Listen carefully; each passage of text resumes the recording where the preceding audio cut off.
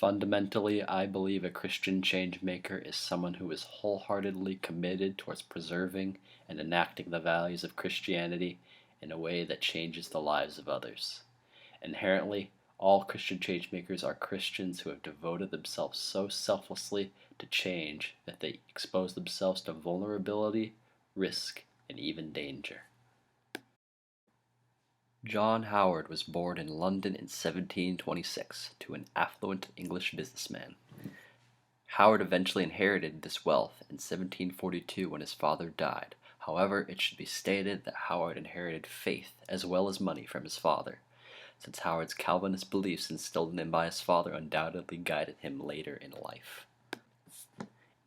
In 1773, Howard was appointed the High Sheriff of Bedfordshire, which exposed him to the prison conditions within his jurisdiction.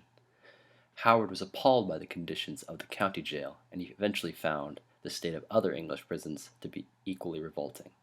He also found that jailers lived off fees paid by prisoners for food, bedding, and other facilities because they were not salaried.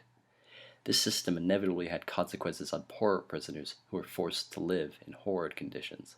Additionally, the system caused jailers to demand payment before the release of prisoners, which resulted in prisoners serving elongated sentences unnecessarily.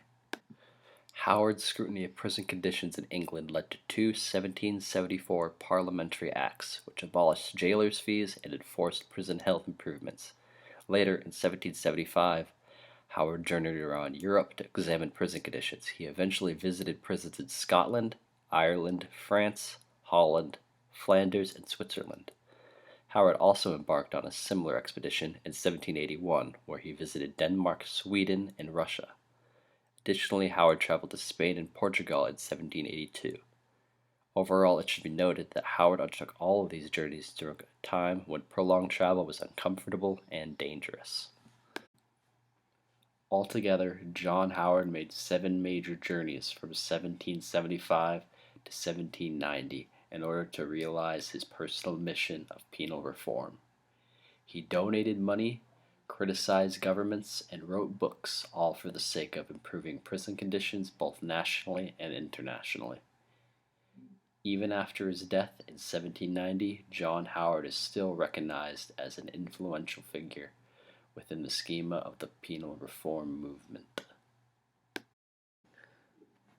Personally, I believe that John Howard is a good example of a Christian changemaker because he personifies my idealized notion of a Christian changemaker, since he was willing to take drastic and risky measures in order to actualize Christian philosophies by bettering the lives of others.